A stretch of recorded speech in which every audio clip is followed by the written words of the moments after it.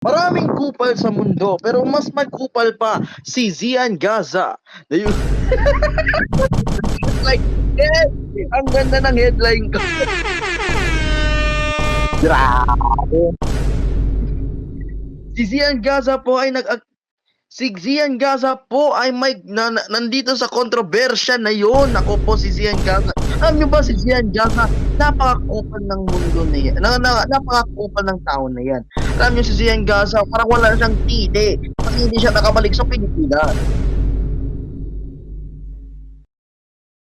Kaya nga ang sinasabi ni Zian Gaza noong dalawang araw na nakalipas, mga Gen Z, okay lang makikipagkandikan as long as gumagamit talaga kayo ng condom upang hindi makabuo.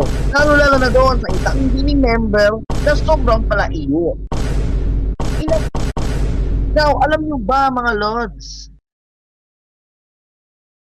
na ito ang nangyari? Si Zian Gaza po ay nag-leak umano na buntis ang isang celebrity na umano na si parang ang first name yata Bea, diba? So, bale ang nangyari is, imbes na si Bea ang nag-reveal, si Zian mismo na nag-reveal ng una-una pa siya!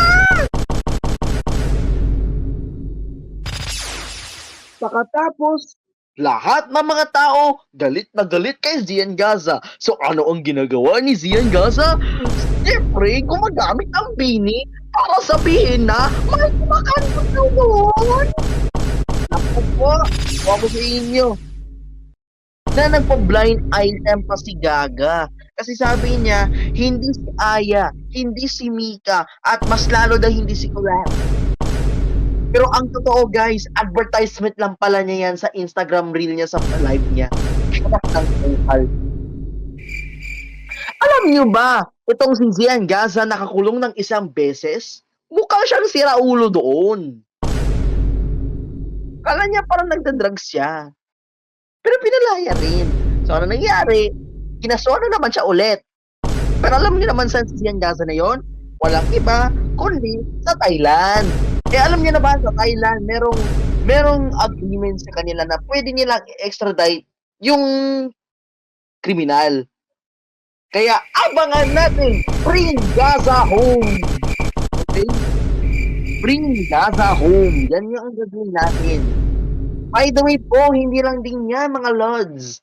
Maraming kupal na Pilipino nag-react pa doon ng haa. Kagaya ng isang PBB ex-former housemate, dub-4 pa talaga siya, si Colette Madelo, na ay isang kapamilya na nag-perform daw sa kanilang world tour. Pero alam nyo ba, nag-react ng ha-ha! Naku po! Pero hindi lang din yan.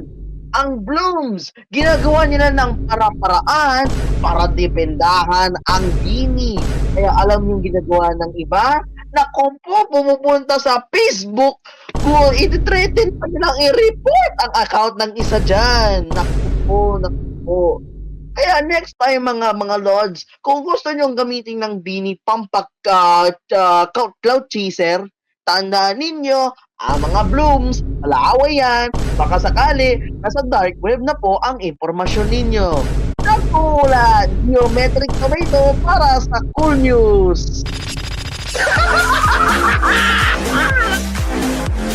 Yes! Ang ganda ng balita! Yes! Ang ganda ng balita!